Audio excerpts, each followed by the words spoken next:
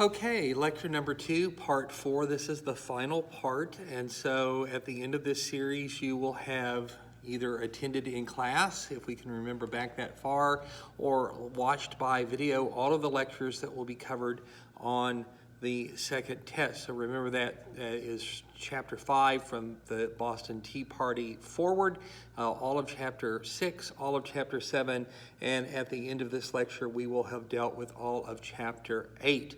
And so your objective portion of the test comes from you answering the questions that I am posing at the end of each of the video lectures. They'll add up to that 50 points, and then you will have your essay that I will be sending out to you. You'll pick one of the 2 subjects. You will type up a no more than 1-page answer and email that to me, and that will constitute our second test, which remember is an open book test. So the standard for accuracy and good interpretation, as well as spelling and grammar and whatnot, is going to be much higher than it would be for the test that you were taking in class, since you will have all the time that you need to look things up and to use grammar check, spell check, read it over, et cetera, et cetera. So we have elected James Madison to be President of the United States. He is the second former Secretary of State to become president, and he is, of course, continuing the domination of the Democratic-Republican Party in the national government. The Democratic-Republicans control the Congress. They've held on to the White House and to the vice presidency, and the Embargo Act, which had done so much to destroy Jefferson's reputation, has been repealed, and Madison comes in. He doesn't have that problem to deal with, but he still has the problem in Europe and what England and France are doing. They're both imprisoning American sailors. They're both harassing American ships, interfering with American trade, violating what Americans consider to be their neutral rights, and that has to be dealt with. And if you're not going to deal with it the way that Jefferson did, you're going to have to find another approach, and this Madison does by convincing the Congress at the beginning of March of 1809 to pass something called the Non-Intercourse Act. And basically what the Non-Intercourse Act does is it reopens trade with England, France, their colonies, and the territory they control, with this caveat: that if one of those nations will come forward and publicly acknowledge America's definition of its neutral rights, that is, as a neutral nation, our ships get to come and go as they wish, ignore wars and blockades so long as they're not carrying military supplies. If one nation will come forward and do that, the United States will insist that its opponent follow suit, and if it does not, then we will impose an embargo on the second country. So if Jefferson's approach had been all carrots, this is sort of carrots and sticks. And who do you think jumped on it? Napoleon jumped on it. Of course Napoleon jumped on it because as Napoleon saw this, here was his chance to get the United States to do something the French Navy was no longer capable of doing, and that is cut off the flow of commerce between America and England. So Napoleon comes out and says, "Oh, my dear American friends, what was France thinking all these years? We, of course, recognize your rights as a neutral." And that allowed Madison an early political victory. He could turn back to the people in the United States and say, "Hey, do you see what I just did? Oh, Jefferson never did this. Look what I just accomplished." And of course, the sad part of this was that the French were lying. They were not sincere. Napoleon issued secret orders to his privateers to attack American ships trading with Britain. It would take some time for us to realize that, and of course, during that interval, American sympathies had shifted pretty firmly toward the French anyway. After all, England is the traditional enemy, and so it was easy for Americans to swing toward the French, whose navy was much less capable of messing with us, was engaged in impressment to a significantly lesser degree. And so the tension between the U.S. and England begins to grow again as under the terms of the Non-Intercourse Act, the Madison administration turns to the British and says, "Okay, well, the French have agreed to accept our rights as a neutral. What about you? You have to do that now, or you're going to face American economic sanctions." So things are heating up again on the Atlantic, but it turns out that they're also heating up on the American frontier. And the United States has been pushing west since before it was the United States, since the first English colonists landed at Jamestown and at Plymouth. We have been pushing ever west, and one of the reasons that we have been able to do that so successfully is that the Indians who have opposed our westward expansion have always been divided amongst themselves, sometimes within tribes, about whether or not to resist the expansion of the United States, or whether to go along with the expansion, to trade with the Americans, and that sort of business.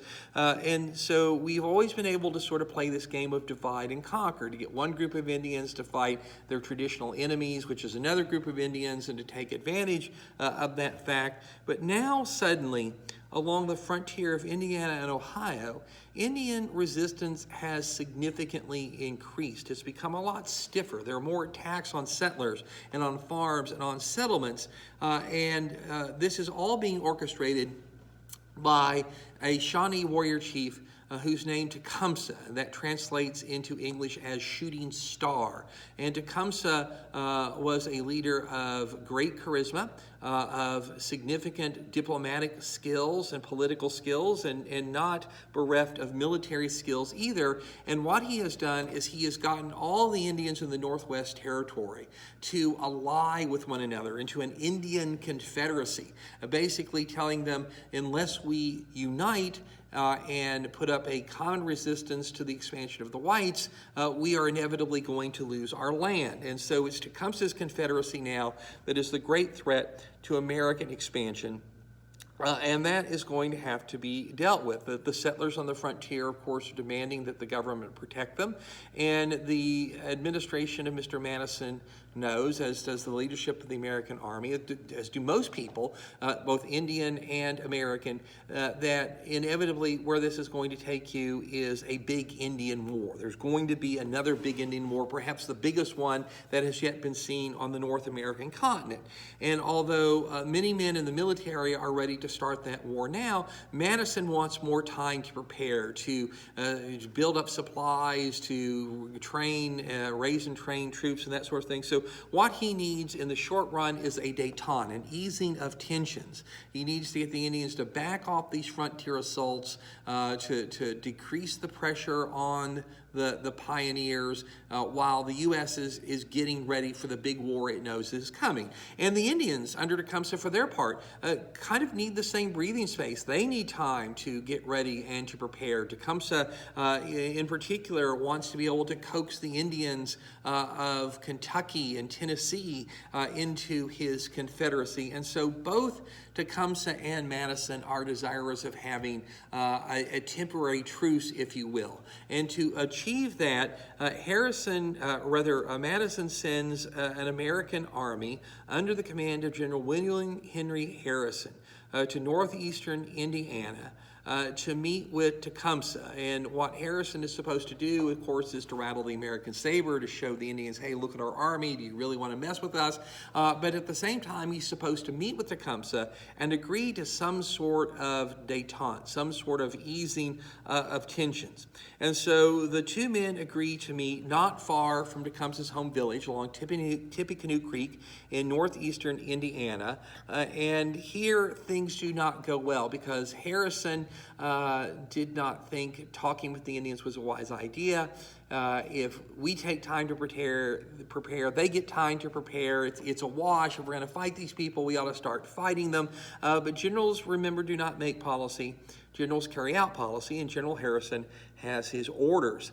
And so he meets with Tecumseh, and the two men sort of take an instant dislike to each other, and they're sitting on a long bench, and they're talking, and Tecumseh's on one end of that bench, and Harrison's sort of in the middle of the bench. They're keeping that 4-foot distance that psychologists tell us we like to keep between ourselves and people we are not intimate with. It's why when you get in an elevator, you stand in the center, but when somebody else comes in, you go to one corner and they go to another. It's just a human instinct. And so they're sitting there with this separation talking, and gradually Tecumseh scoots closer to Harrison. And Harrison notices it, probably unconsciously, and he scoots further away from Tecumseh. He reestablishes that distance between him and the Indian leader, and they talk a little bit more, and then Tecumseh comes scooting closer to Harrison again, and this time consciously Harrison notices it, and he scoots a little further away. Bit more conversation. Here comes Tecumseh one more time, and Harrison notices that if he scooches one more scooch to his right, he's going to be pushed off the bench completely. And apparently the Indian chief thinks that this is funny, and Harrison jumps up and demands to know what Tecumseh thinks he's doing, and Tecumseh responds that he's illustrating a point. He's illustrating how the white man takes the Indians' land, not all at once in big, dramatic, noticeable gulps, but little bit by little bit. You don't even notice it's happening until you look up and all of your land is gone. And as an illustrative point, as a debating point, it's pretty good, but Harrison is not impressed. The arrogance of this Indian leader annoys him, and he believes he knows why Tecumseh has such a confident attitude and why Tecumseh's Confederacy has been able to offer so much resistance. In fact, he believes he knows why this Confederacy exists at all. And it's not because the Indians have put it together and are leading it, which of course is what's really happened, but as far as Harrison's concerned, it's the English in Canada are behind this. They are the real moving force behind Indian resistance, just as back in the day the French had been the moving force behind Indian resistance on the American frontier. And Harrison, who is not impressed by Tecumseh's debating skills, looks at him and he says, "Do you think that the Redcoats can protect you? They're not able to protect themselves. They do not think of going to war for the United States, because if they did, within a few months, you would see our flags flying over all the forts of Canada," unquote. In other words, Harrison's telling Tecumseh, watch it, you're picking a fight that you cannot win, and we know that the Redcoats are behind you, and when push comes to shove, they're going to let you down. So obviously, no détente, the meeting breaks up. Tecumseh immediately leaves to go to Kentucky to try and convince the Indians there to join his Confederacy. And while he's gone, his warriors are left under the leadership of his nephew, an Indian, or his brother rather, an Indian leader known as the Prophet. And against Tecumseh's instructions, the Prophet decides to attack Harrison's camp near Tippecanoe Creek. He sees a vision, and he goes to his warriors and he tells them that he has special medicine that will keep the white man's bullets from harming them. And with that reassurance, they move out to strike the Americans in a surprise attack at dawn on November 7th of 1811. And this instigates the Battle of Tippecanoe. It's a surprise Indian attack. It drives the Americans out of their camp, but Harrison is a good general and his troops are fighters. They rally and they counterattack. The Indians discover that the Prophet's medicine doesn't work, that American bullets can kill and maim and wound them, and the Indians are defeated and driven out of the American camp. Harrison's army then captures the Indian village and destroys it. And so the Battle of Tippecanoe, although it started badly for the Americans, is ultimately a U.S. Army victory, one that came at a price of 38 dead, or rather 61 dead, 127 wounded. The Americans find at least 38 Indian corpses on the battlefield, which hints at Indian casualties being at least as bad or worse than American casualties, since Indians made a habit of carrying off their dead as well as their wounded.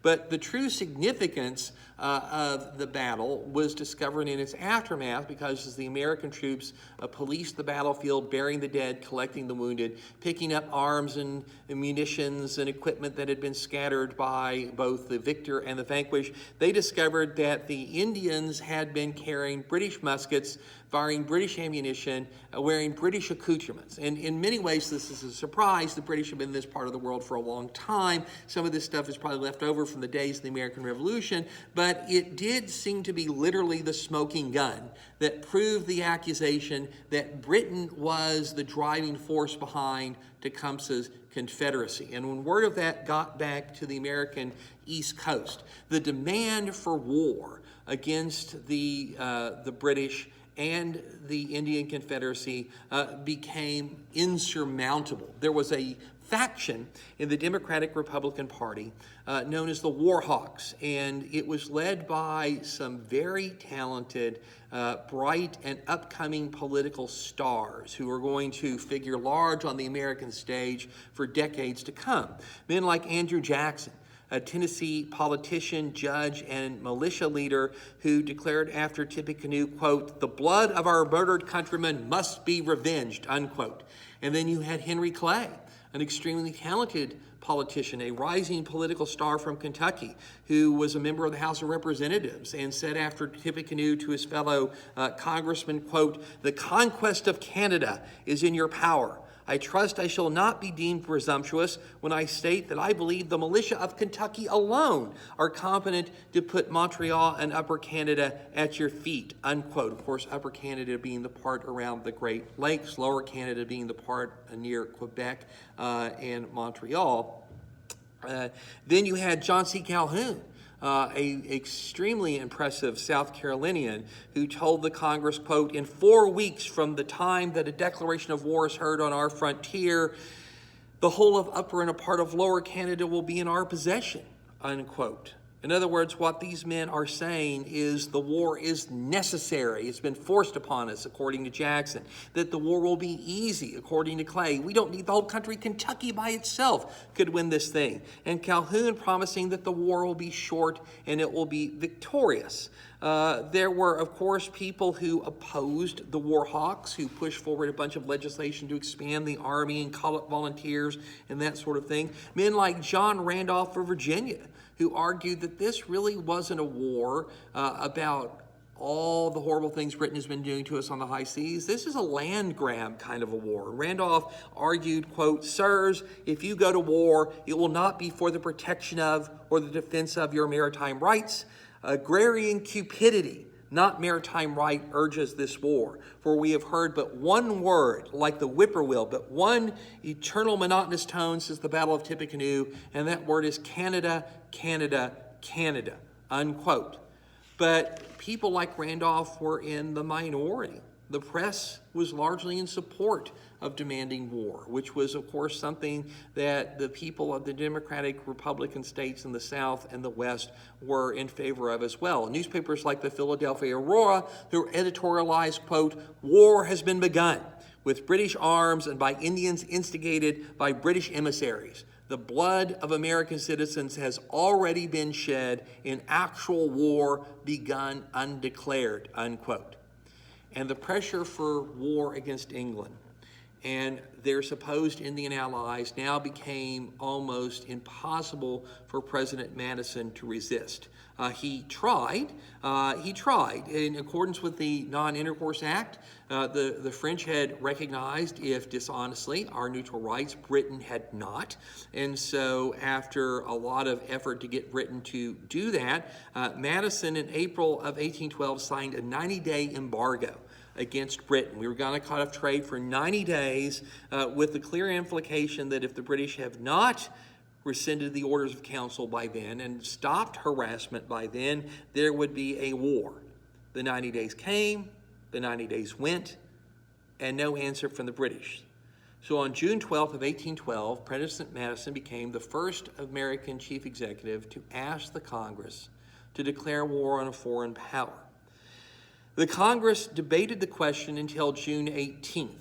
And in fact, it wasn't much of a debate. Much of that time was spent with every member of Congress and the Senate stepping forward to make a speech, most of them in favor of the war, but not all of them, because the Federalists were vehemently opposed to the war. Remember that the Federalists are primarily in New England. That is their bastion of strength. They have argued since the days of Washington that a war with England is a horrible idea. It will lead to an invasion of the U.S. from Canada. It will lead to a blockade of American ports. It will lead to our commerce being swept from the world's oceans. There's no way that we can beat the British. We might not like what they're doing, but picking a fight with them seems like a horrible idea, especially if the primary motive, as Federalists seem to suspect, is really a desire to grab Canada while Britain's back is turned fighting Napoleon. But that said, the Federalists are now in the minority. And on June 18th, the vote for war was held, and the declaration was approved by a margin of 79 to 49 in the House and 19 to 13 in the Senate. So the United States has declared war on England, our second war with England, our first actual declared war in our national history. But we go into that conflict as a divided country because every single Federalist in the Congress voted against the declaration of war. None of that was to the political detriment of James Madison. 1812 is an election year. That November he runs for and easily elected to a second term, but that second term is going to be consumed by the new conflict, the War of 1812. And that war begins on an ironic note because Mr.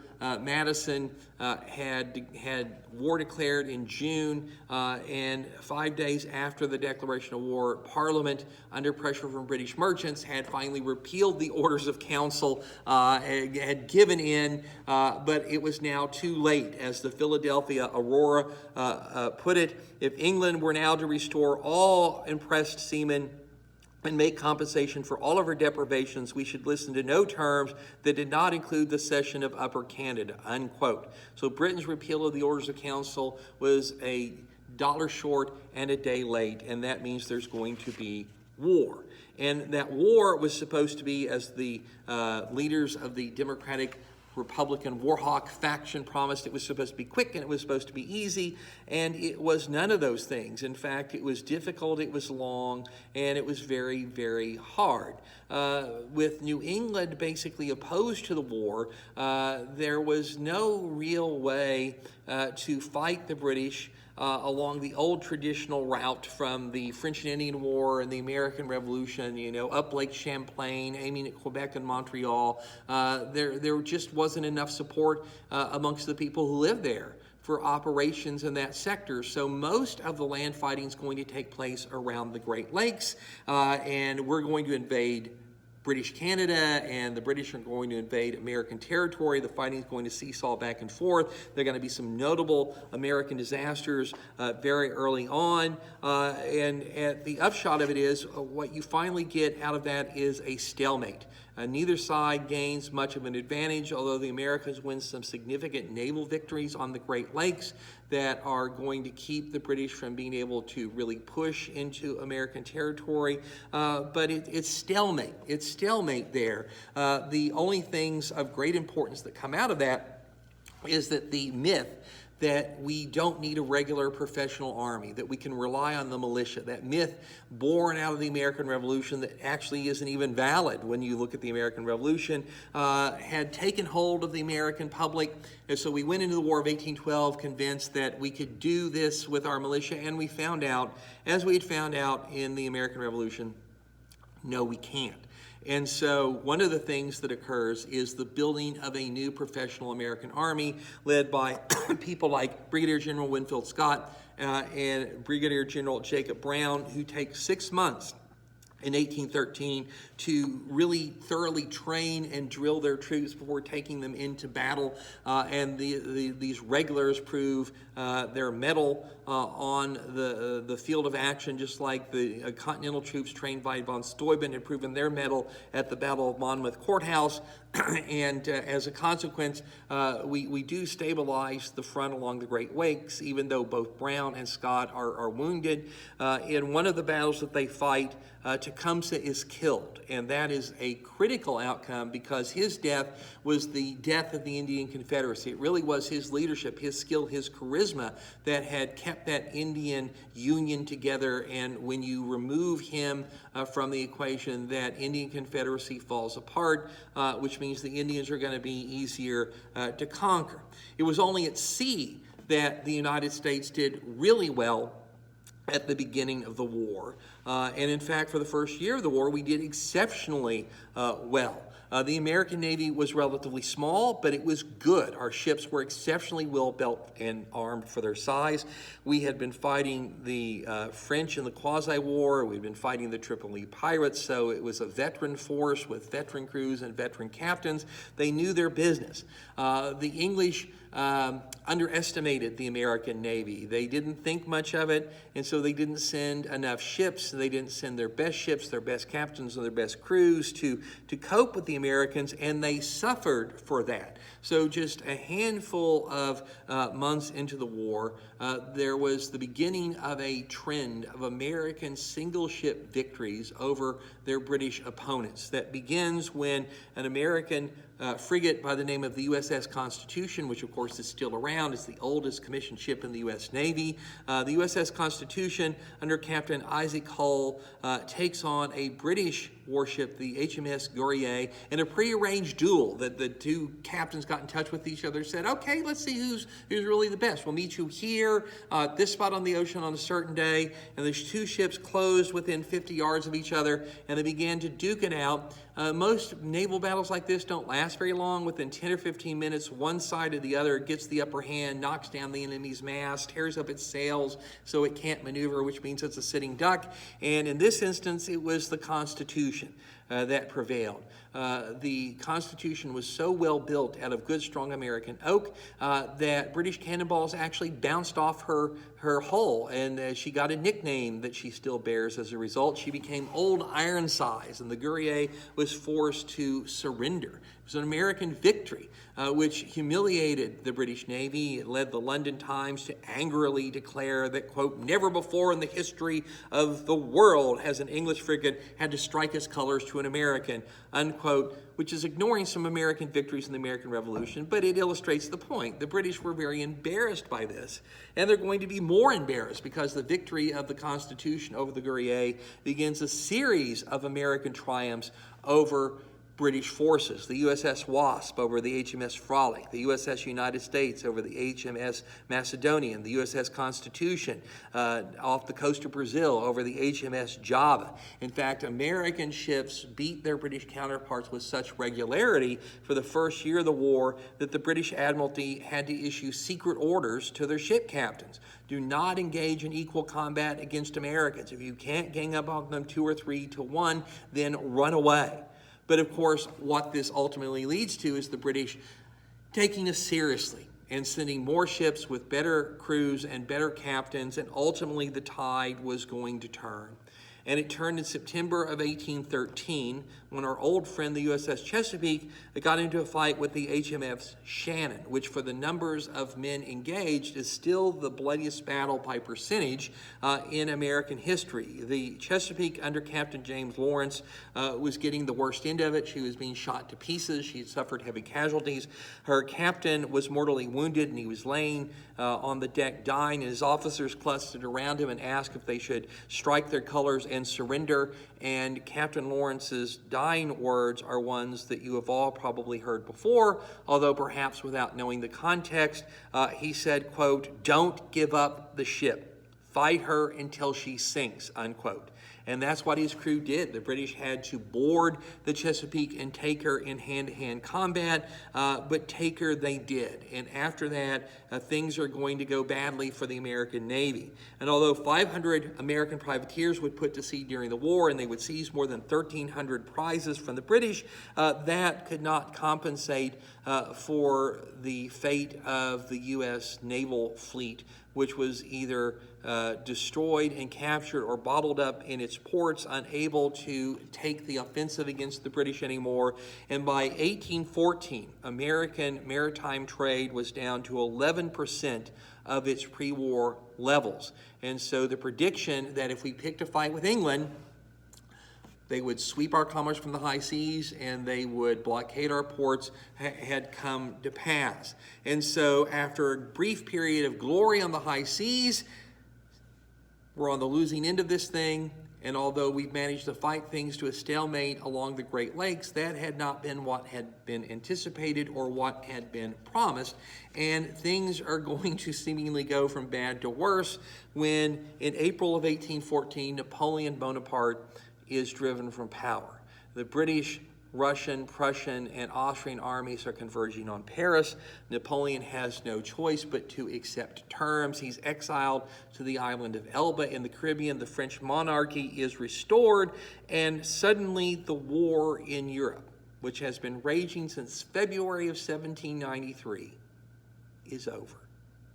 and that means Britain is left fighting only one country on the face of the planet, and that country is the United States. And boy, are the British angry at us, because as far as they're concerned, while they had their back turned grappling with the Antichrist Napoleon, the United States had risen up and stabbed England in the back. And they are determined now to get even with us. Now, remember that Napoleon is going to return in 1815 for a glorious 100 final days that will end in his ultimate defeat at Waterloo, but that is some distance in the future. So right now, the British can concentrate on us. The British people, the British press are really eager to even the score with the United States, and England sends 15,000 additional troops to America. 10,000 of them go to Canada, and the rest to British islands in the Caribbean, poised for a strike somewhere along the American coast. And the U.S. now is in pretty bad shape. If we have only been able to fight England to a standstill while most of their forces were fighting Napoleon, now they can concentrate on us. For the British, of course, sending more troops to America is only part of the puzzle. The question is, what do they want in a campaign against America, and how are they going to win that campaign? Now remember, England had tried for 8 years during the Revolutionary War to conquer America, had been unable to do it. Granted, the French had come into the war, and that had made a big difference, but the realities of America are the same. It's a vast country. It's far bigger now than it was at the time of the American Revolution. There are a lot more Americans now than there were time at the American Revolution. And although Britain is no longer fighting anybody, she's worn out from a 21-year-long war. So how exactly are the British going to conquer the Americans? That was not an easy question to answer. And in fact, the Duke of Wellington, who played a key role in the defeat of Napoleon, and to be the guy who really finishes him off at Waterloo in June of 1815, is offered command of British forces in America, and he declines it. He declines it. Want nothing to do with it. He says, I do not know where you could carry on an operation which would be so injurious to the Americans as to force them to sue for peace, unquote. But the British are going to try. They want to force the Americans to make concessions. And the concession the British really want is the return of the Louisiana Purchase to Spain. As far as Britain is concerned, the French had stolen the Louisiana Purchase Louisiana territory from the Spanish once they conquered Spain, and the British have no love for the idea of the United States becoming a continental power and thus a great rival in the future. So what the British want to force the Americans to do is to surrender the Louisiana territory back to Spain. That's the way the British are going to convince us that they have won the war and we have lost it. So in 1814, the British are going to launch their great effort to defeat the Americans and end the War of 1812.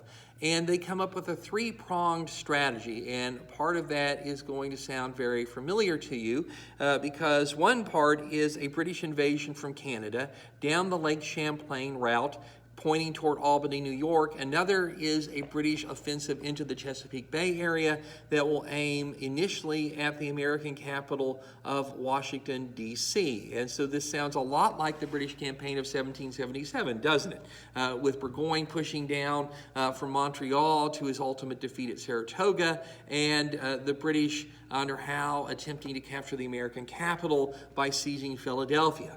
How well does this go? Well, it gets off to a good start. In August of 1814, the British land an army on the Potomac River. It marches overland to attack Washington, the new American capital city. The Americans had not expected the British to attack Washington because it was a small place. It was kind of insignificant. It was much more likely that the British would attack a significant target like, say, Baltimore, the third biggest city in America. And so we had not fortified Washington, and as a consequence, when the British lunged toward it, it was not in a state of defense. We hurriedly cobbled together a makeshift force of some Marines, some regulars, a militia that tried to defend the city, and basically put up a decent fight at the Battle of Bladensburg, but the British routed them. They marched into the city. President Madison and his cabinet were forced to flee at the last moment. They in fact fled so quickly that their hot Dinner was still sitting on the tables of the White House. Mrs. Madison, Dolly Madison, the First Lady, was almost captured. She refused to leave the executive mansion until a large portrait of George Washington was rescued, which very brave of her. She managed to get away before the British got there, but the capture of the city, the British did. And when a single American fired a single sniper shot at them, the British took this as a pretext to burn most of the public buildings. The Executive Mansion, the Capitol building, several others. They said this was retaliation for the American burning of the city of York in Canada early in the war. And having burned the city, the British then marched away. Some days later, the government's going to come back. It's going to set up shop again. The public buildings, of course, were made out of stone, so the facades were still there. It was the interiors that had to be rebuilt. And as the interior of the Executive Mansion was reconstructed, Mrs. Madison asked the workers to put a coat of whitewash on the building to cover up the scorch marks from where the British had put it to the torch. And it was from that point forward that Americans began to refer to the home of the president not as the Executive Mansion, but as the White House. There's a lot of American folklore that comes out of the War of 1812. For the British, though, this was kind of the high point of their attempt to subdue America. As the British Army marched back to its ships after burning Washington, it had the bad luck to get caught in a storm. A tornado actually swept through the ranks of the British Army, which rattled the troops very badly. They got on their ships. They sailed for a more important and juicier target than Washington, D.C. That target was, in fact, the city of Baltimore, which was well defended. The British landed an army there, which began an overland march toward Baltimore. The Americans were there to resist it. They fought and lost a battle and were driven back into their earthworks around the city. But in the fighting, an American sniper put a bullet through the brain of the commander of the British Army. And at that point, the battered British Army, still shaken by its experience with the tornado, said, you know what, we're going to let the Navy win this thing. And if the British Navy was going to conquer Baltimore, it was going to have to get past the guns of Fort McHenry, which guarded the entrance into Baltimore Harbor. The British didn't want to sail their ships right up against the fort, so they relied on their mortar boats, which could hurl shells in a high trajectory and drop them down into the fort. And so the British began a bombardment of Fort McHenry. And in this bombardment, they pummeled the fort pretty heavily all day and all night long on the edge there of Baltimore Harbor. The fighting went on all through September 12th of 1814. The British hurling rockets and shells into Fort McHenry, which fired back for a while during the day, but once it became night, Fort McHenry ceased firing. The British, of course, kept pummeling it, and it was quite the fireworks show. These rockets arching through the air, leaving a fiery trail, and the fuses of the mortar bombs, hurtling through the air to drop in and around and explode all over the fort. And by dawn on September 13th, dawn of September 14th, the British had expended most of their ammunition. Fort McHenry had not fired back all night long, and there was a question about whether or not it had been abandoned. If the British had shelled the garrison out of the fort, then they were free to sail into Baltimore Harbor and capture the city. There was a dense fog that morning. There was no breeze. The battle smoke hung thickly over the bay, and everyone was looking keenly at Fort McHenry to see any sign of whether or not it was still occupied. Just as the sun came up, a scene that only a movie could have, I suppose, crafted. The clouds begin to part, the breeze picks up, the sunlight comes down onto Fort McHenry, and a huge American flag unfurls from its flagstaff, and the Americans begin firing again. It was very clear that Fort McHenry had not been subdued, and the British were forced to sail away. As they sailed away, they released an American lawyer who had spent the battle in an awkward spot. He had rowed out to the British fleet to a truce ship. to get the release of a friend who had been mistakenly arrested by the British as an American spy.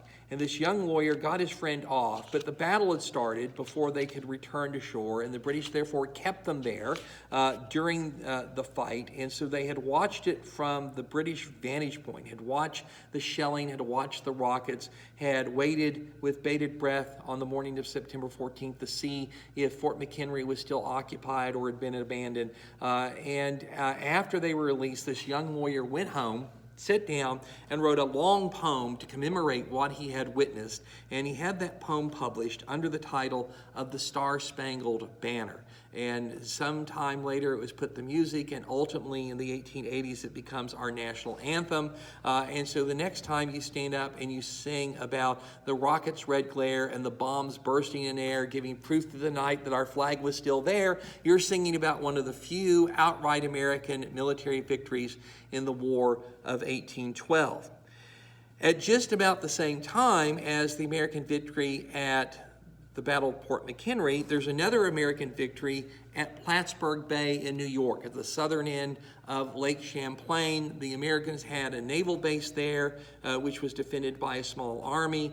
The British had come down from Montreal with an army and a fleet. The army, of course, didn't make an attack on Plattsburgh Bay because what really mattered was the American naval squadron there, which the British attempted to destroy. And in a very hard-fought engagement, the American naval squadron triumphed and beat back the British at Plattsburgh Bay and forced the British to turn around and go back to Canada. So two of the three prongs of the British invasion of the United States in 1814 are broken off, and that gives impetus to negotiations between British and American representatives that have really been going on since the war began in June of 1812 and are taking place in the city of Ghent, Belgium. Of course, until those negotiations bear fruit, the war is still going on. And for the Federalists, this war has been a calamity. Everything that they had predicted had come to pass. The blockade of American ports, the destruction of American commerce, the invasion of the United States from Canada and from the Atlantic. And for the Federalists, this was all extremely frustrating because they had not been able to stop the war. And the Federalists knew that their power was waning. They had at one time been the majority party, and now they're distinctly the minority party. And as new states enter the Union from the West, those new states are dominated by Democratic Republicans. In other words, the handwriting is on the wall. Democratic Republicans are simply going to get stronger and stronger and stronger, and the Federalist Party is going to get weaker and weaker and weaker, and as it gets weaker, its ability to influence policy, to influence legislation is going to disappear.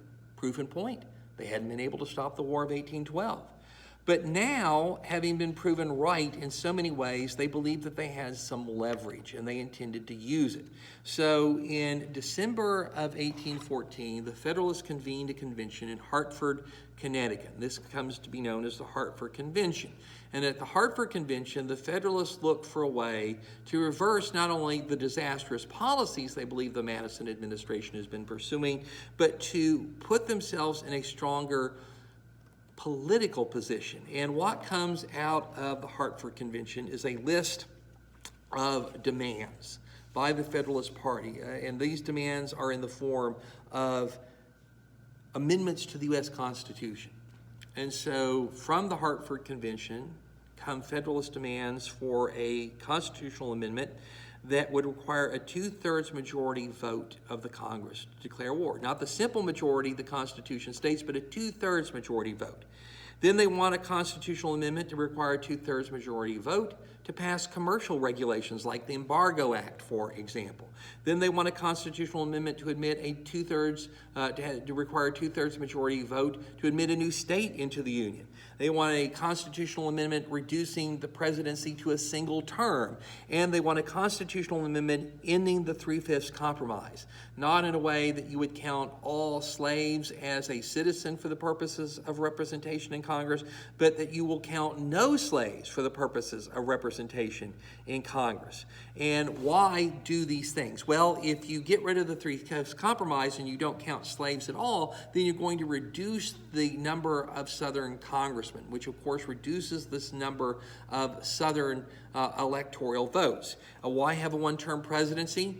Because you're probably not going to elect any Federalists to the presidency anymore. That's how much sway the Democratic Republicans have demographically. So why not limit the damage that these Democratic Republican presidents can do? Why a 2/3 majority vote to admit a new state in the Union? Because right now the Federalists are a little more than a third of the body politic, but if you keep admitting new states, they're going to slip below that third. So what you're doing is you're going to freeze the number of states. And by freezing the number of states, you're going to freeze the political status quo. And if you freeze the political status quo and you require a 2/3 majority vote to declare war, or to admit a new state, or to pass commercial regulations, you're giving the Federalist a veto because they're less than half, but they're more than a third. And so this is the kind of political advantage that the Federalists are hoping to get out of what looks like a lost war, a failing national cause.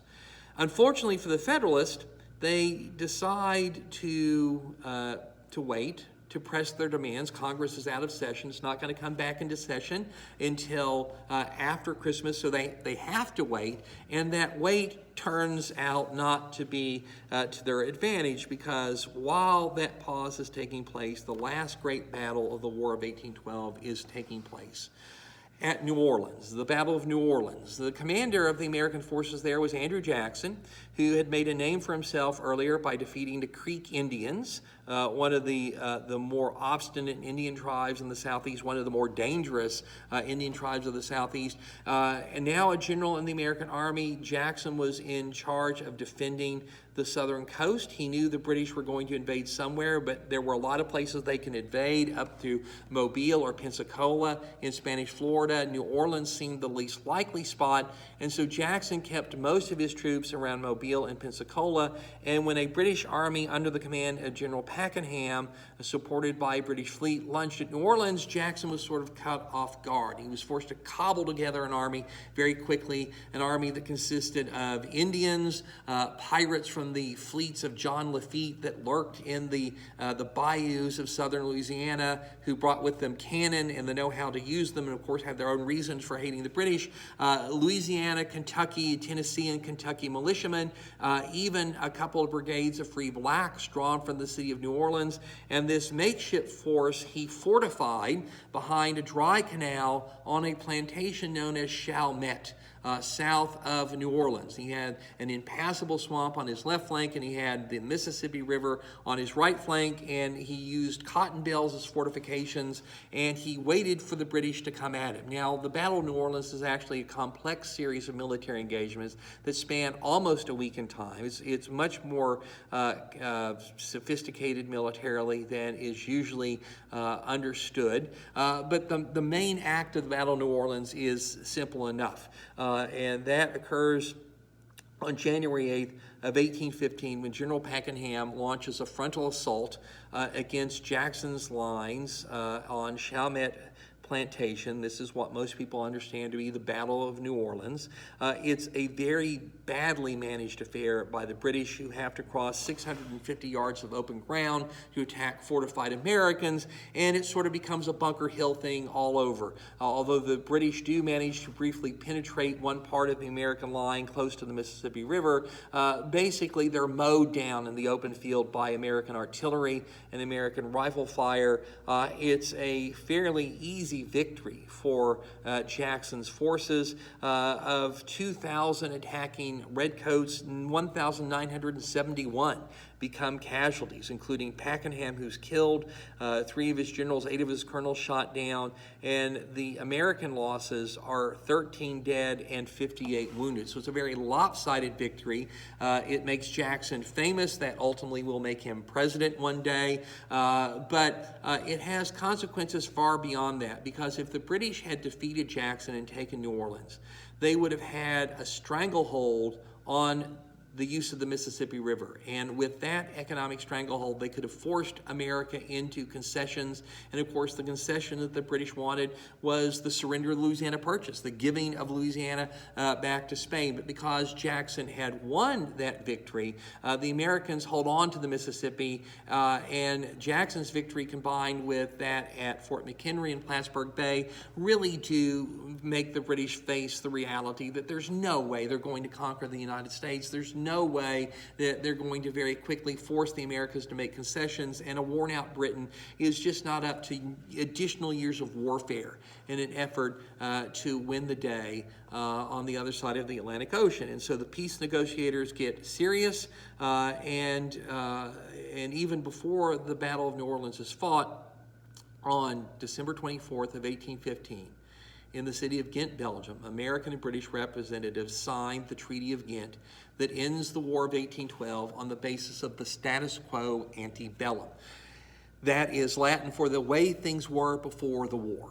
So the fighting is simply going to stop. No compensation, no apologies, no exchange or loss of territory. We're just going to stop fighting. Interesting thing about the Treaty of Ghent is it would not go into effect, and there would be no ceasefire until it was ratified by both the British Parliament and the United States Senate. And the reason, of course, the British had done that is they knew that Pakenham was about to attack New Orleans, and if his attack had succeeded, the British Parliament could have refused to ratify the Treaty of Ghent, forced the Americans back to the conference table where we had to have surrendered the Louisiana Purchase. And so Jackson's victory at the Battle of New Orleans was key to saving the Louisiana Purchase for the United States. And although some people like to argue that that battle was fought after the war was over, that's not true. The Treaty of Ghent made it very clear, no ceasefire until the treaty is ratified. And of course, Jackson's victory, along with those at McHenry and Plattsburgh Bay, are going to make ratification both in London and Washington, D.C. A simple thing to accomplish.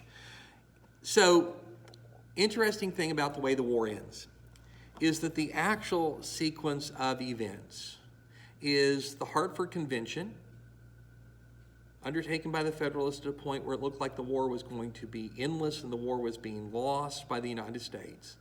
Then the Treaty of Ghent a few weeks later, and then the Battle of New Orleans. And in that correct chronological sequence, Hartford Convention, Treaty of Ghent, Battle of New Orleans, there's a certain logic. But the way the country learns about these things is almost in the exact opposite order. And that has enormous political consequences. So we already knew that we'd won at McHenry and Plattsburgh. Now comes word of the victory at New Orleans, because that was a victory that took place here on American soil, and so news of it gets back east very quickly. We've won this great, big, dramatic victory, and Jackson's a new hero, and there's an enormous amount of celebration. And just as that celebration reaches its peak, here comes the ship from England, or rather from Europe, bearing news of the Treaty of Ghent, and suddenly, oh, the war's over. Nobody notices that the treaty's got to be ratified. No, the war's over. The British have thrown in the towel. They have kind of given up. And in the wake of the celebration that follows word of the Treaty of Ghent, who rides into town with their demands for constitutional amendments and their implied threat of secession if they don't get what they want. The Federalist Party, the Federalists were willing to break up the Union when we were engaged in a war with England, our arch enemy, our back against the wall. The Federalists were willing to break up the Union to gain political advantage. And whereas when they drafted those demands, the war seemed to be lost and they had leverage, by the time they present those demands, the war doesn't seem to be lost. In fact, it very much looks like the United States had won the war. And so the Federalist Party is looked upon as traitorous. You were willing to pull the rug out from under the country. You're willing to make a separate peace. You're willing to break up the Union when we're fighting England. And with its leverage gone, the Federalists now have the stamp of treason pounded into their forehead, and they don't recover from that. This leads to the breakup of the Federalist Party. And so the fact that the news came in the opposite order actually was about as bad a set of circumstances for the Federalists as you could possibly imagine. So the War of 1812 does not lead to the U.S. conquest of Canada. It does lead to the end of impressment But then, of course, the end of the war in Europe would have meant the end of impressment.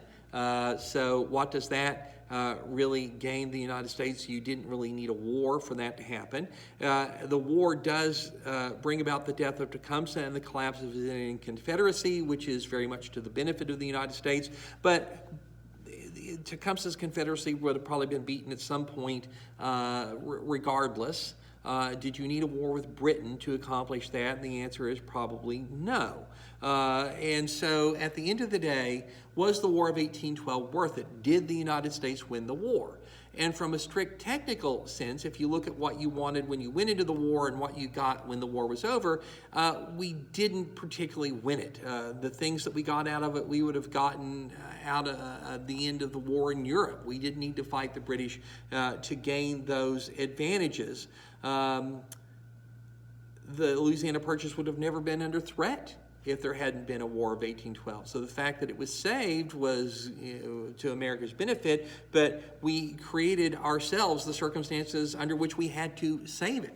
The War of 1812 is going to make Jackson president, so that's an important and interesting byproduct. But of course, that was not what you started the War of 1812 to accomplish. So militarily, the war was sort of fought to a draw. But psychologically, it wasn't. Psychologically, the Americans believed that they had won. It's sort of akin to a football game where at the end of 3 quarters, the score is 50-0. And one side looks like it's easily going to win, and that would be England. And then in the 4th quarter, the side with 0, in this case the United States, comes roaring back, and they manage to score 50 points, and just as the clock ticks down to 0, they kick the field goal that ties the game 50-50. And does anybody win a tie game? And of course the answer is no. But does one side feel like it lost and the other side feel like it won? And of course the side that blew the 50-point lead is going to feel like it lost. And the side that came roaring back to tie the game at the last second is going to feel like it triumphed. And that's basically the United States in the War of 1812. But more than that, perhaps, the United States had also created for itself a sense of national identity out of the War of 1812. There's a reason. There's all this folklore. Don't give up the ship. The Battle of New Orleans, the White House, the Star-Spangled Banner, that all of that comes out of the War of 1812 because it created for an American that had really not had this notion of being one country before. That in fact we were a nation. New England, Middle, Northwest, South, we were all one country, all fighting together against a common foe. And so we get out of the War of 1812 a sense of common national identity. And one British officer summed it up pretty well when he talked to an American counterpart after the war was over. You've done pretty well for yourself. We had been bullying you. We'd been pushing you around. You stood up and you fought. You wouldn't let yourself be bullied anymore. And in fact, Britain is never going to be able to treat the United States the same way again. So the respect of the world and the respect of the British has been won by our effort in the War of 1812. And so that is a highly consequential thing. So the War of 1812 comes to an end. The Madison administration, of course, is going to come to an end at the conclusion of his second term in 1816. And when Madison's second term ends, there's only going to be one political party. The Federalists have self-destructed, courtesy of the Hartford Convention. The Democratic Republicans are the only ones around. They get tired of the long and cumbersome name, so they stop saying Democratic Republicans and they just start calling themselves Republicans. Ironically, that's not the birth of the modern Republican Party. This is the beginning of the creation of the modern Democratic Party, as we'll come to understand as we move forward. So that takes us through the end of Chapter 8. This is thus the conclusion of all the material that will be covered on the second test. I will be sending that out to you, at least the essay portion of it, very shortly after these videos go up. And so the only thing that remains now are 5 questions that you will need to answer and send in to me. So first question, true or false, James Madison was a Secretary of State before he was elected to the presidency? True or false, James Madison was the Secretary of State before he was elected to the presidency? Second question, true or false, the Chesapeake Affair led to the outbreak of the War of 1812. True or false, the Chesapeake Affair leads to the outbreak of the War of 1812. In other words, because of the Chesapeake Affair, the United States immediately goes to war with England.